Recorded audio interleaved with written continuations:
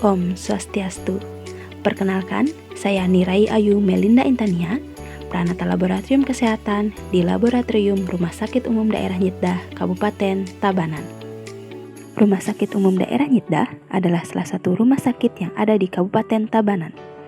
Rumah sakit tipe C milik pemerintah Kabupaten Tabanan ini memiliki 107 tempat tidur dengan berbagai fasilitas penunjang yang mendukung pelayanan kesehatan. Salah satunya adalah unit laboratorium. Laboratorium Rumah Sakit Umum Daerah Nyitdah sudah dilengkapi dengan berbagai macam peralatan dan parameter pemeriksaan yang tersedia. Adapun tahapan dalam pemeriksaan laboratorium terdiri atas tahap pra-analitik, analitik, dan post-analitik.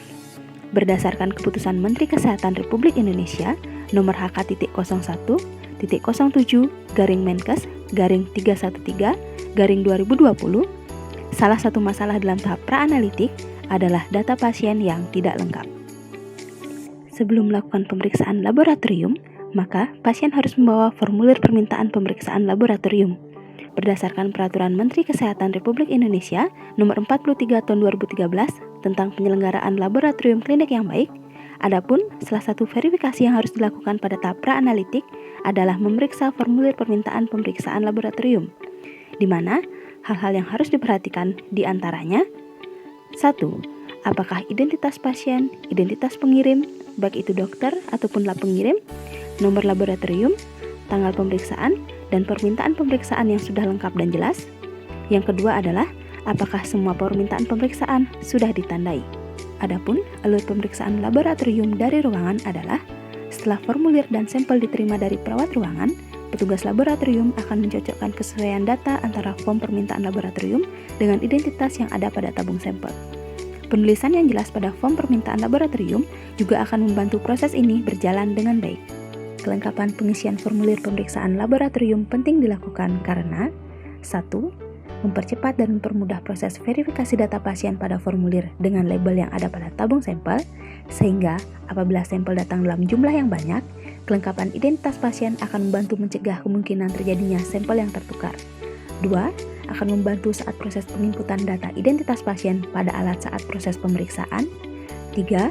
Akan membantu proses menghubungkan antara hasil pemeriksaan dengan diagnosis dan informasi klinis pasien, di mana berdasarkan keputusan Menteri Kesehatan Republik Indonesia nomor HK.01-Menkes-313-2020 tentang standar profesi ahli teknologi laboratorium medis, di mana salah satu tahapan saat interpretasi hasil secara analitik adalah seorang ahli teknologi laboratorium medis akan melakukan hubungan antara hasil pengujian dengan diagnosis dan informasi klinis pasien berdasarkan nilai rujukan dan nilai kritik. 4. Akan membantu saat proses pengetikan hasil karena proses pembuatan hasil yang masih dilakukan secara manual, sehingga akan mewujudkan ketepatan waktu hasil selesai dan juga ketepatan waktu pelaporan apabila terjadi nilai kritis. Penulisan data yang lengkap juga penting untuk pasien yang akan melakukan pengambilan sampel secara langsung di laboratorium, karena data identitas pasien yang tercantum akan digunakan untuk proses identifikasi pasien guna memastikan pasien yang disampling tepat. Setelah pasien dipanggil, pasien akan masuk ke ruang sampling dan dilakukan proses verifikasi dengan memberikan pertanyaan terbuka, yaitu nama lengkap dan juga tanggal lahir pasien. Setelah pasien menjawab dan identitas sesuai dengan data yang ada pada form permintaan, barulah proses pengambilan darah akan dilakukan. Jika pada formulir tidak tercantum data dengan lengkap, maka akibat secara umumnya adalah penambahan waktu, baik dari proses verifikasi kecocokan data di awal sebelum pengambilan sampel, sampai tahapan penyerahan hasil. Karena diperlukan waktu tambahan untuk mengkonfirmasi kembali ke masing-masing ruangan terkait data identitas pasien. Secara lebih rincinya, akibat yang ditimbulkan antara lain 1. Kemungkinan sampel yang tertukar dan kesalahan identifikasi pasien. 2. Kesalahan saat proses input data pasien pada alat. 3. Hasil yang dikeluarkan tidak bisa dihubungkan dengan diagnosis pasien karena tidak tercantum pada formulir. 4.